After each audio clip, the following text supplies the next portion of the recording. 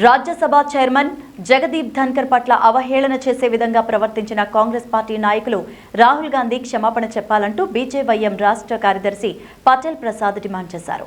కామారెడ్డి జిల్లా బాన్సువాడ పట్టణంలో మీడియా ప్రతినిధుల సమావేశంలో ఆయన మాట్లాడారు.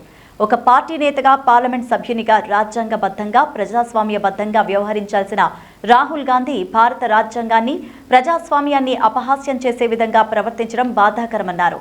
గతంలో కూడా మోదీ సామాజిక వర్గం గురించి ఇష్టారాజ్యంగా వ్యవహరించడంతో తన పార్లమెంట్ సభ్యత్వం రద్దు చేసినప్పటికీ ఇంకా తనలో మార్పు రాలేదని, ఎక్కడైనా తన ప్రవర్తనలో మార్పు తెచ్చుకొని రాజ్యాంగబద్ధంగా, ప్రజాస్వామ్యబద్ధంగా వ్యవహరించాలంటూ సూచించారు. లేని ఎడల భారతీయ జనతా పార్టీ యువ మోర్చా ఆధ్వర్యంలో ప్రజాస్వామ్యబద్ధంగా తగిన గుణపాఠం చెప్తామంటూ హెచ్చరించారు.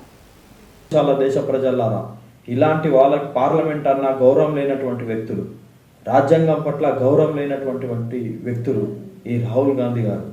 వారికి ప్రజాస్వామ్య పద్ధతిలో తగిన గుణపాఠం చెప్తామని చెప్పేసి హెచ్చరించడం జరుగుతుంది. తక్షణమే ఉపరాష్ట్రపతి గారికి క్షమాపణ, బహిరంగ క్షమాపణ చెప్పాలని చెప్పేసి మేము డిమాండ్ చేస్తున్నాం.